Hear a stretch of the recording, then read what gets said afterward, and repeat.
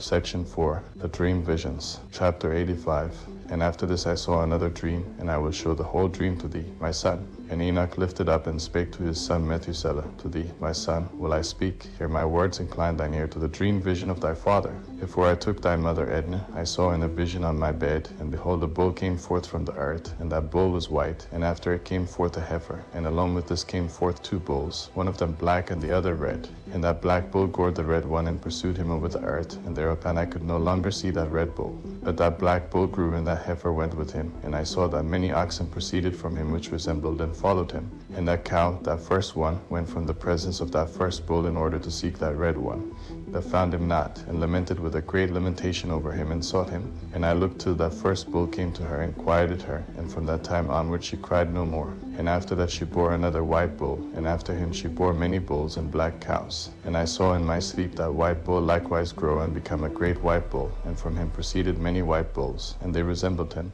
And they began to beget many white bulls, which resembled them, one following the other, many. Chapter 86. And again I saw with mine eyes as I slept, and I saw the heaven above, and behold, a star fell from heaven, and it arose and eat and pastured amongst those oxen. And after that I saw the lard and the black oxen, and behold, they all changed their stalls and pastures and their cattle, and began to live with each other. And again I saw in the vision, and looked towards the heaven, and behold, I saw many stars descend, and cast themselves down from heaven to that first star, and they became bulls amongst those cattle, and pastured with them amongst them. And I looked at them and saw, and behold, they all let out their privy members, like horses, and began to cover the cows of the oxen, and they all became pregnant, and bare elephants, camels, and asses. And all the oxen feared them, and were affrighted at them, and began to bite with their teeth, and to devour, and to gore with their horns. And they began, moreover, to devour those oxen, and behold, all the children of the earth began to tremble, and quake before them, and to flee from them. Chapter 87. And again I saw how they began to gore each other, and to devour each other, and the earth began to cry aloud.